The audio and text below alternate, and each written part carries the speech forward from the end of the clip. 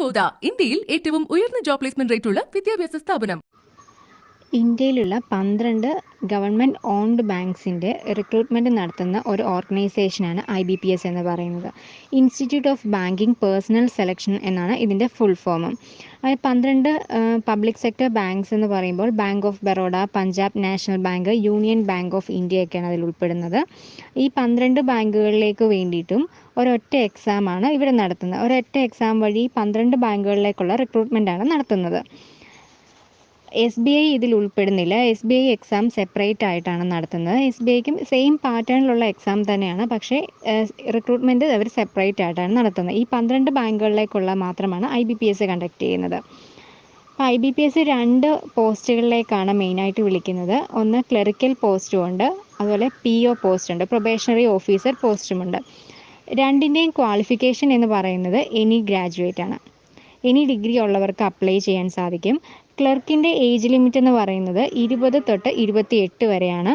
POയുടെ age limit 20 തൊട്ട് 30 വയസ്സ് വരെയാണ്. ഓക്കെ, ഇത് മെയിനായിട്ട് ഇതിൻ്റെ എക്സാം നടത്തുന്നതെന്ന് വെച്ചാൽ 2 സ്റ്റേജ്. ക്ലറിക്കൽ ലെവലിനാണെങ്കിൽ 2 സ്റ്റേജാണ് എക്സാം വരുന്നത്.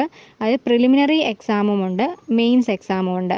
പ്രിലിമിനറി പാസ്സാവുന്ന ആൾക്കാരെ മാത്രമേ മെയിൻ എഴുതാൻ സാധിക്കത്തുള്ളൂ. അപ്പോൾ പ്രിലിമിനറി എന്ന് പറഞ്ഞാൽ 100 മാർക്കിൻ്റെ ഒരു 1 അവർ എക്സാം ആയിരിക്കും. എല്ലാം കമ്പ്യൂട്ടർ ബേസ്ഡ് ടെസ്റ്റാണ് വരുന്നത്. അത് പാസ്സാവുന്ന ആൾക്കാർക്ക് മാത്രമായിരിക്കും മെയിൻ വരുന്നത്. മെയിൻസ് എക്സാമിൻ്റെ മാർക്ക് വെച്ചിട്ടാണ് അവർ റിക്രൂട്ട്മെൻറ്റ് നടത്തുന്നത്. അതേസമയം POയ്ക്കാണെന്നുണ്ടെങ്കിൽ 3 ലെവലാണ് വരുന്നത്.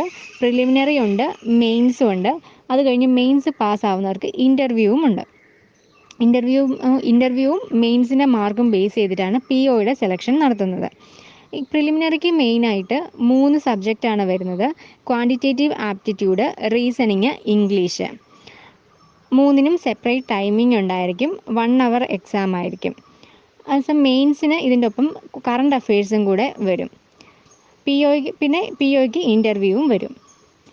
ഓക്കെ, അവോധ ഇതിൻ്റെ കരിക്കുലം ബിൽഡ് ചെയ്തിരിക്കുന്നത് വെച്ചാൽ ഫുള്ളി ഇവരുടെ സിലബസ് ബേസ് ചെയ്തിട്ടാണ്. സിലബസ് ബേസ് ചെയ്തിട്ടുള്ള എല്ലാ പോർഷൻസും കവർ ചെയ്ത് സെപ്പറേറ്റ് ക്വിസസും നമ്മൾ നൽകുന്നുണ്ട്.